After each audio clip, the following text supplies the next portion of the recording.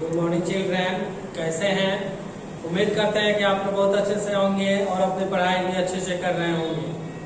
तो चलिए, आज का जो हमारा लेसन है वो 7 लेसन है, जो मैंने कल बताया था कि आपका 6 लेसन कंप्लीट हो गया है।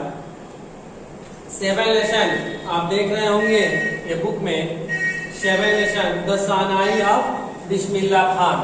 ये बिस्मिल्लाह खान की जीवनी दिया हुआ है इस चैप्टर में।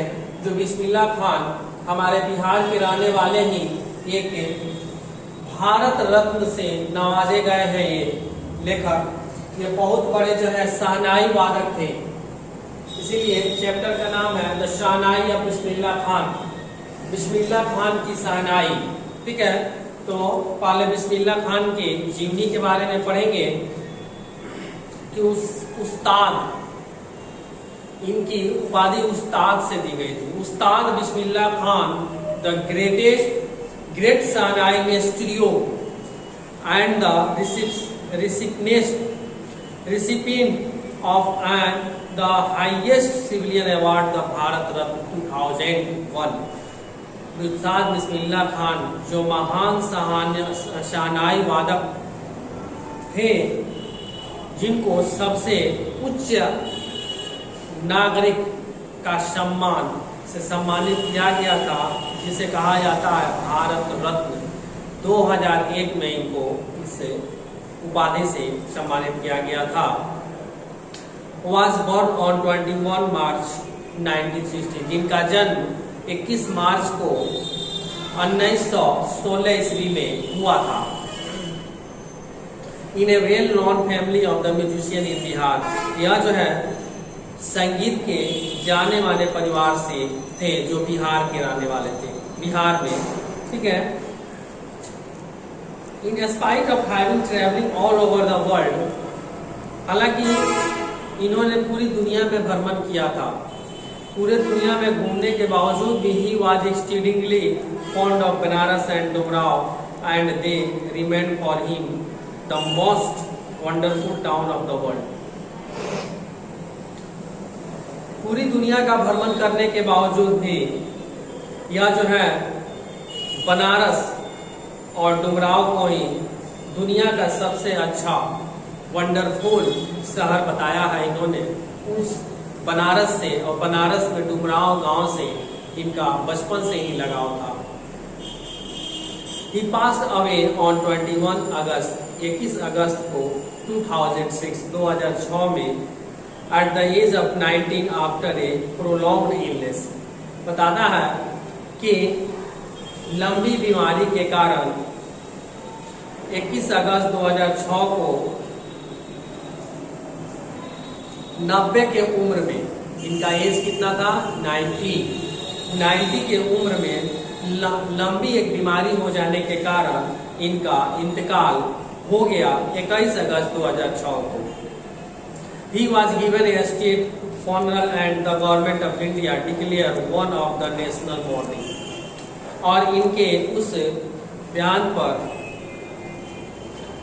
राजकीय स्वीकृति एक दिन घोषित किया गया, छुट्टी घोषित की गई, जो भारत नेशनल मॉर्निंग के दिन के उपलक्ष्य में एक दिन जो है राष्ट्रीय जो है छुट्टी उस दिन उनके लिए स्वीकृत हुई, मान्य हुई।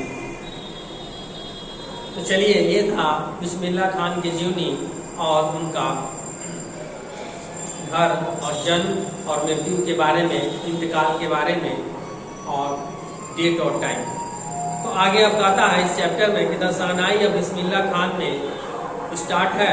पैराग्राफ 1 में बताता है कि emperor Aurangzeb banned the playing of the musical instrument called pungi in the royal residence. सम्राट औरंगजेब जो था वह जो है अपने दरबार में इसे म्यूजिकल इंस्ट्रूमेंट, वाद्य यंत्र जिसको कहते हैं, उसे बैन कर दिया गया था, बैन लगा दिया। जिसका जो नाम था वाद्य यंत्र का, उसका नाम था पुंगी। आपके बुक में पुंगी का पिक्चर के साथ दिए हुए देखेंगे। उस पुंगी को उसने अपने दरबार में बजाने से बैन लगा दिया कि ये इंस्ट्रूमेंट नहीं बजाया जाएगा। For it had the श्रीक unpleasant sound, इसका कारण क्या था कि इसकी आवाजें जो थी वह अनप्लीजेंट थी, ठीक है, बड़ा ही कर्कश आवाज इसकी निकलती थी, जिससे जो है वह बंद करा दिया। The pungi became the generic name for reeding noise maker. बताता है कि पुंगी जो है वह एक उसका जेनेरिक नेम था, जो कि नॉइज मेकर भी उसे कह सकते हैं, माने हल्ला करने वाला, ठीक है, बहुत ज्यादा हल्ला आवाज बनाने वाला, आवाज देने वाला तो नॉइज मेकर कहते हैं। Few had thought that it would one day be revived. कुछ लोगों ने सोचा कि इसे एक दिन हमें फिर से वापस लाना चाहिए, ये बहुत दिन से बैन हो चुका है, इसका नामो निशान मिट जाएगा। Barber of a family of professionally musician बताता है कि एक हाजाम का परिवार, बार्बर मीन्स हाजाम, हाजाम का परिवार जो कि पेशे से संगीतकार थे, म्यूजिशियन थे लोग, who had access to the royal palace decided to improve the tonal quality of पुंगी, जिन्होंने ये सोचा कि इस पुंगी की क्वालिटी को टोनल क्वालिटी में इंप्रूव करेंगे, अच्छे धुन में इसको बनाएंगे ताकि इसकी आवाज मीठी निकले, ऐसा इसे किया जाएगा। किसका परिवार? बार्बर का परिवार। He chose a pipe with a natural hollow stem that was longer at the border than the pungi. उसके लिए उन्होंने एक पाइप चुना जो कि उसमें एक लंबा होल था स्टीम में, और उसमें पुंगी से ज्यादा जो है अलग अलग, पुंगी से ज्यादा जो पुंगी का पाइप था उससे ये थोड़ा चौड़ा भी था, और उस तरह के पाइप को इन्होंने चूज किया, पसंद किया लकड़ी का, and made 7 holes on the body of the pipe. और वो पाइप जो था वो मोटा था और स्टीम उसका अंदर होल था, उसको उन्होंने लकड़ी का था जो उसको चूज किया, और चूज करके उसमें 7 होल्स बनाए, 7 उसमें छिद्र बनाए बजाने के लिए। When he played on the closing and opening of these holes, जब उसने वो बनाकर उस होल को बंद और खोलकर बजाना शुरू किया बांसुरी की तरह, soft and melodious sound were produced, तो उन्होंने पाया कि इसकी धुन अब जो है बहुत ही मधुर और मीठा अब आने लगा है। तो उन्हें ये सफलता मिली कि हमने जो है एक खूबसूरत, एक अच्छी आवाज वाली, ठीक है, एक धुन वाली एक म्यूजिक पुंगी बना दिया। He played the instrument before royalty and everyone was impressed. और पहली बार दरबार में उन्होंने बजाया। जब दरबार के लोगों ने सुना तो सारे लोग इम्प्रेस्ड हो गए, ठीक है, सभी लोग प्रभावित हो गए कि नहीं, ये पुंगी जो तुमने बनाया है ये बहुत अच्छा है, इसका धुन भी बहुत मीठा है, उस पुंगी से बिल्कुल अलग है।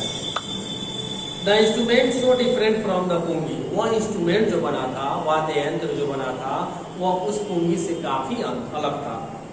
Had to be given new name, और इसका जो है एक नया नाम देना था कि आखिर अब इसका क्या नाम एक दिया जाए। एज द स्टोरी गोज, कहानी आगे बढ़ती है, और since it was first played in the shehnai chamber, और पहली बार इस इंस्ट्रूमेंट को शहनाई के दरबार में बजाया गया था, ठीक है, शाह के चैम्बर में। शाह मीन्स होता है राजा, तो राजा के चैम्बर में बजाया गया था, और वाज प्लेड बाय द नाई, और इसको नाई ने बजाया था, इसे नाई बनाया भी था और बजाया नाई था।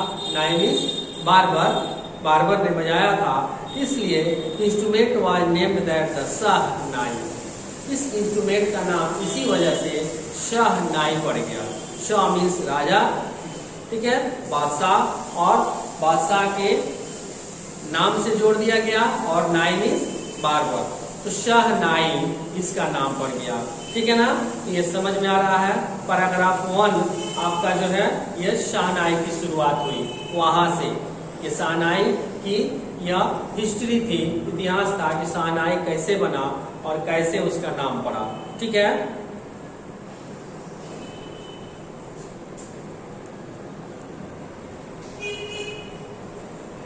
तो यहाँ ध्यान दीजिएगा। अब यहाँ से स्टार्ट होता है पैराग्राफ 2।